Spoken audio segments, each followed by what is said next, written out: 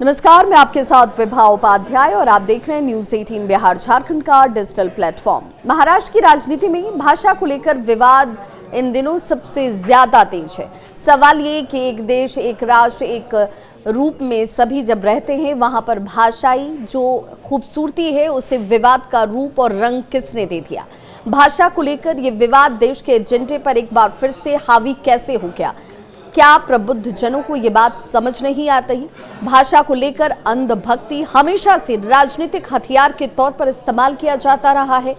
अब एक बार फिर से यही भाषा विवाद के केंद्र बिंदु में आ चुकी है। नेताओं के अंदर के पाखंड और संकीर्ण राजनीतिक एजेंडे को उजागर भी कर रही है। हमारे समय के जरूरी मुद्दे हैं, जो मुद्दों को आम लोगों से जोड़कर देखा जाना चाहिए था, क्या उससे ध्यान भटकाने के लिए ऐसे विवाद को खड़ा किया जाता है? इसके पीछे की मंशा क्या है और आम लोगों को ये समझना सबसे ज्यादा जरूरी नहीं है। पहले महाराष्ट्र नवनिर्माण सेना के कार्यकर्ताओं ने, आपको याद होगा, कि व्यापारियों की पिटाई की थी। उन व्यापारियों की पिटाई की जिन्हें मराठी नहीं आती थी।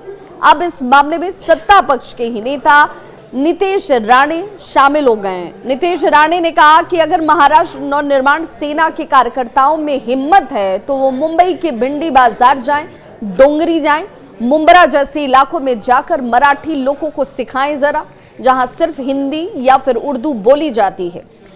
इसके आगे मुंबई में भाषा के नाम पर दादागिरी देखने को मिल रही है।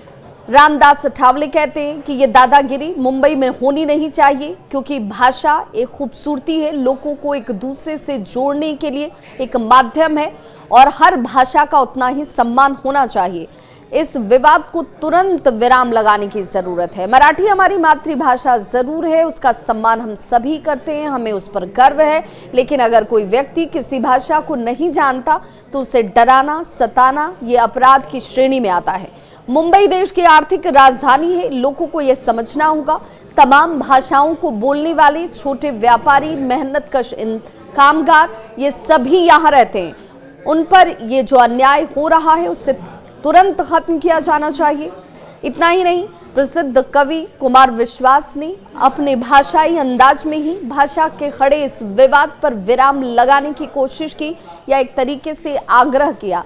भाषा विवाद पर उन्होंने अपनी राय रखी और इसके जल्द खत्म होने की उम्मीद भी जाहिर की। दिलचस्प बात ये कि हिंदी अब भारत के कई कोनों में आगे बढ़ने और महत्वाकांक्षा की भाषा बन चुकी है। दक्षिण में बनी कई फिल्मों की सफलता पर नजर अगर आप डालेंगे तो आपको इस बात का एहसास हो जाएगा कि वहां पर कई फिल्में हिंदी में ब्लॉकबस्टर साबित हो रही हैं। अब आप अंदाजा लगाइए, जहां की ये भाषा नहीं है, जहां पर लोग इस भाषा को बोलते नहीं है, वहां पर अगर इस तरह की बनती फिल्में ब्लॉकबस्टर साबित हो रही हैं, तो ब्लॉकबस्टर इस मूवी को पसंद करने वाले लोगों के अंदर जहर कौन डाल रहा है?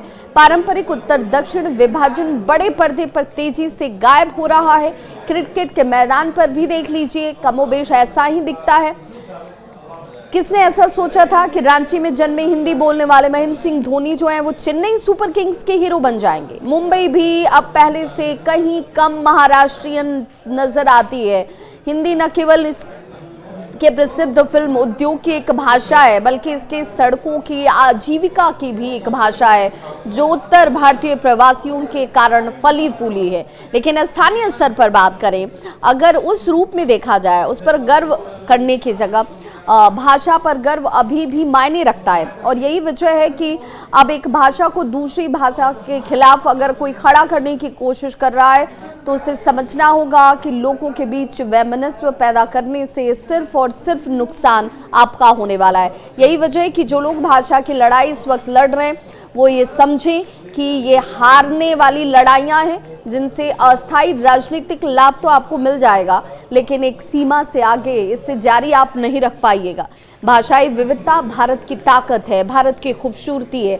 बहुभाषी होना एक तरीके से फायदेमंद होती है। जिन राजनेताओं के पास कुछ कहने को नहीं है, आपके मुद्दों को वो नहीं लेकर आगे चल सकते हैं, आपकी समस्याओं को दूर नहीं कर सकते हैं, वही भाषाई कट्टरता को लेकर बयान देते हैं या विवाद खड़ा करते हैं। अधिकांश भारतीय युवाओं को नौकरी की तलाश होती है, वो भाषा के दीवाने नहीं होते और इसीलिए वो किसी भी राष्ट्र में जाकर, किसी भी राज्य में जाकर अपनी भाषा के साथ स्वतंत्रता से, सौहार्दपूर्ण तरीके से और प्रेम के साथ काम कर सकते हैं और उस भाषा का सम्मान भी।